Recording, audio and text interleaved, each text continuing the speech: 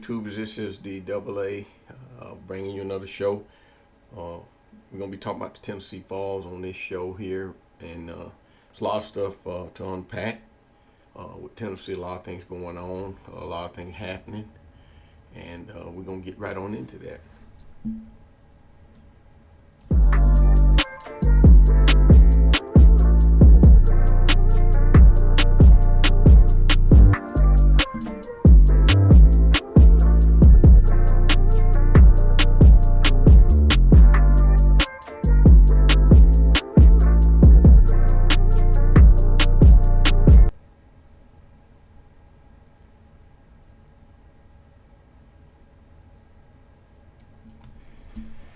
It's AA again. We talking about Tennessee. Talking about the upcoming game with Syracuse down in the Mercedes Dome, I guess, down in Atlanta. And there's a lot of hype on this game. Tennessee has to really go down there and play. One of the big things that has occurred, supposed to be officially announced today, that Joey Aguilar will be the starting quarterback for the Volunteers.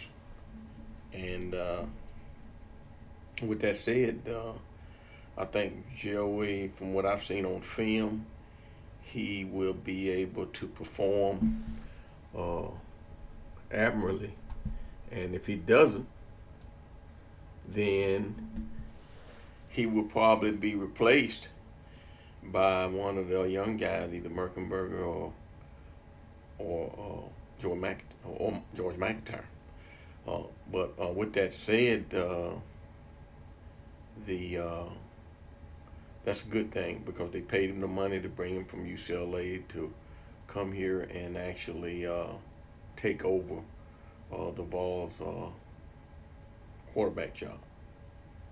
And then, of course, still some battles going on the offensive line with the offensive lineman. I think Jesse Perry may move into the starting lineup. Looks like Sam Pillman is going to be the starting center.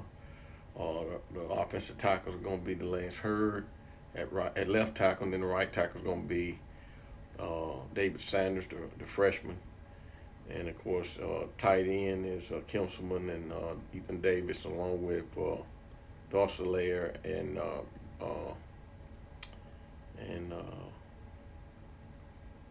Rashawn Brain, the other freshman. So the two freshmen are going to play. From what I've heard from all the media outlets, I listened to Locked On Balls with Kane this morning, and then I also listened to Talking Balls and the Blue Chip Breakdown with that guy down in Atlanta, from Atlanta, Tennessee Ball. So those are shows I listen to. My show is basically just I'm not media. I'm not an expert. I know a little bit about football and X and O's, but I'm just a fan, just like everyone else. And I'm a Tennessee fan. Been a Tennessee fan since 1965, I think 66, somewhere around there. I was a little boy, but my older brothers enlightened me to it, along with my father. We were all Tennessee fans, so that's what brings me to Tennessee. But looking at on the defensive side of the ball, well, let's go back to the offensive side of the ball. Wide receivers look like some guys are hurt. We don't really know what I think the weak link going into this game is going to be, we don't know what Joe Aguilar is going to do, but we know he has experience at being a good quarterback, as a player at Appalachian State. And then the other weak link is the wide receiver room. There's some injuries over there. We don't know what Matthews is going to give us, because he didn't play much. We don't know what Brandon Staley is going to give us, because all we have is just what they've done in practice. And then Chris Brazzell showed flashes last year, but he was inconsistent. He didn't have a whole lot of balls thrown his way, but he did have some drops. And he can get open, so big receiver. So we have to see what he does. And then, of course, Smith, the the freshman, he looks like he's going to be a person that can contribute to what's going on with the balls as far as receiver group, as well as Radarius Jackson from Memphis. He's going to get a chance to play. And then we got to look at Amar Jefferson from Chattanooga. He's going to get a chance to show his wares in this game, probably coming up from the slot. And then you got the Witten kid. He looks like he's going to be all right. The Weary kid looks like he's going to get a little bit of playing time. And so we got about 7 to 8 guys that are probably going to get in there. Of course, the other guy from down in West Tennessee, Jacoby, can't think of his last name, but looks like he's going to get a chance too. And I was just looking at our lads, and our lads has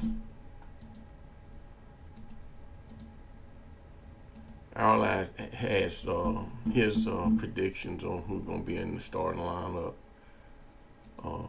for Tennessee. And on the offensive line, he has Pendleton at left guard, but I think he's going to probably start in front of Satterwhite at center, and then Satterwhite's going to back him up probably at the center position.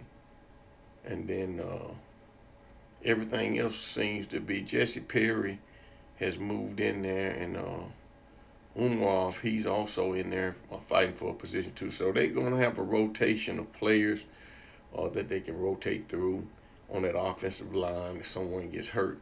But getting back to the receivers, Travis Smith has looked real well, and Rodriguez Jackson, he looks well.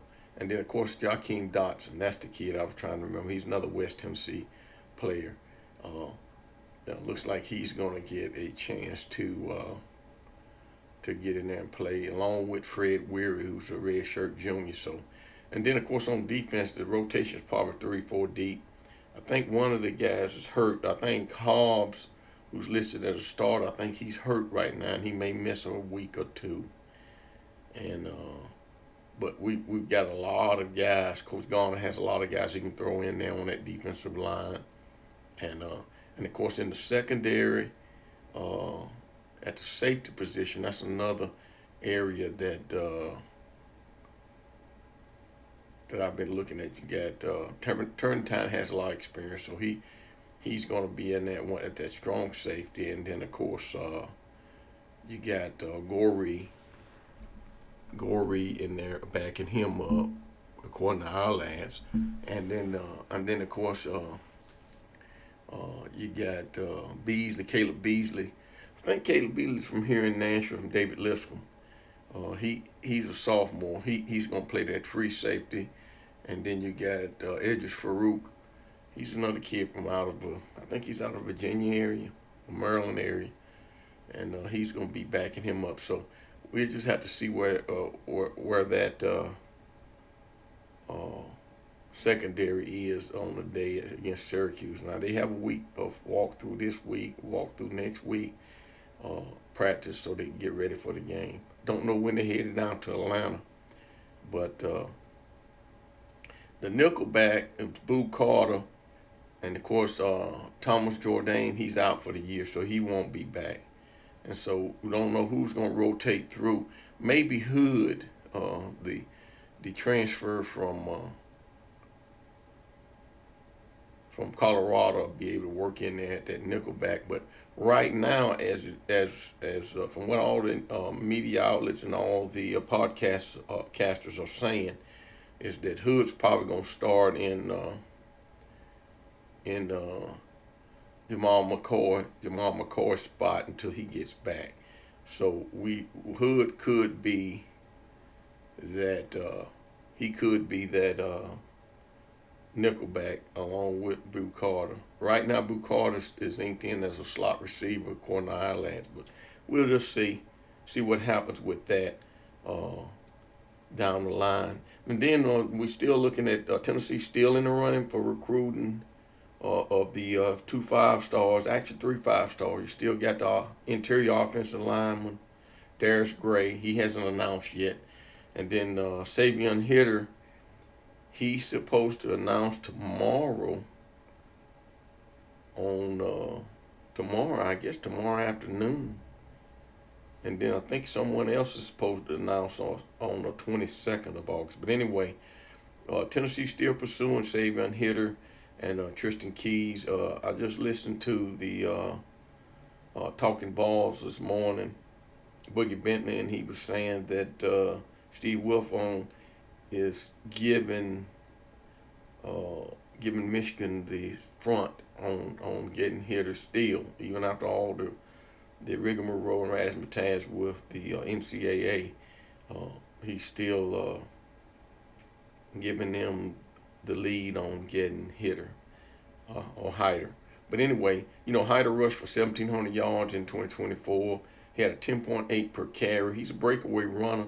It doesn't look like he has blazing speed, but no one catches him. So we have to see. We have to see how fast he is. But I'd love to see Tennessee pick him up. And of course, Tristan Keys, 5-star wide receiver. I think he's real close to flipping. Now, some other schools involved in it. I think Texas A&M is involved in it. Tennessee's involved in it. And I think Alabama is still lingering around there trying to get Tristan Keys. So we don't really know what he's planning on doing. So we have to wait and see what happens with Tristan Keys down the road. But he'd be an asset for Tennessee. And then the other thing too, we're talking quarterbacks. So if Aguilar's the starter, the only way the other players are going to get to play, Meckenberger and McIntyre will be if Aguilar goes down with an injury or so forth. And so with Faison Brandon coming in next year, there's going to be three quarterbacks vying for that position with Aguilar moving on and graduating.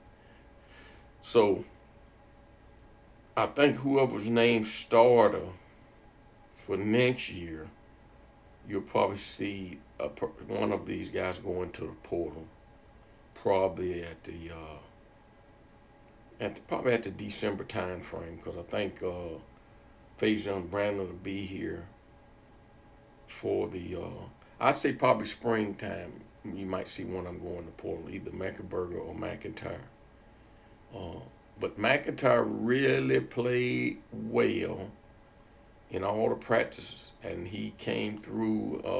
So really, we don't really know who is the number 2 quarterback right now, whether it's Meckenberger or whether it is, I say Merklenberger, or McIntyre. So we have to wait and see what happens. Getting back over on the defensive side of the ball, linebackers, Carter, T-Lander, Spillman look like they the real deal for those inside backer jobs. And then, of course, you got some young players, Jaden Paletta, Jordan Harmon, and then you got Burns. He's going to play in there at those positions also. So you got about 6 good linebackers working in there with Coach Inge in the linebacker room. And then, of course, on the edge, the Leo and the strong end, you're loaded with players. Tyree West, you got Dominic Bailey, and you got Tyree Weathersby. And then, of course, at the Leo, you got Joseph, you got Caleb Herring, and then you also have Jordan Ross. So all 3 of those guys are going to play significant time. And then, of course, the youngsters, Isaiah Campbell and Ethan Utley at the defensive tackle and the nose tackle positions, I really do believe they're going to get time also to play. So we just have to wait and see what happens with that. And of course, on other big news, Tennessee signed a big contract starting in July of 2026 with Adidas, and it's all about money. It's all about how the contract is written, and on what they're going to give Tennessee and what they're going to provide Tennessee if they sponsor that particular product and apparel that Adidas is going to bring. And so we're happy for that. And then I guess the other news is probably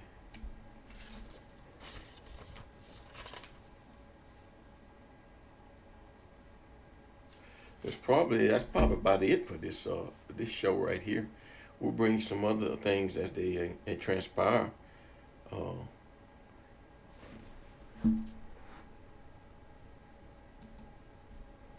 but like I said, Tennessee's preparing for the big game, and with that said, that's going to end this show. Real quick show. Hopefully, I'll have some more information for Tennessee tomorrow. And we'll see you on the next show. This is the AA ShallowCross Sports Network. And remember to like and subscribe. It helps my channel and makes my channel grow. So we'll see you on the turnaround. God bless. This is the AA. We out.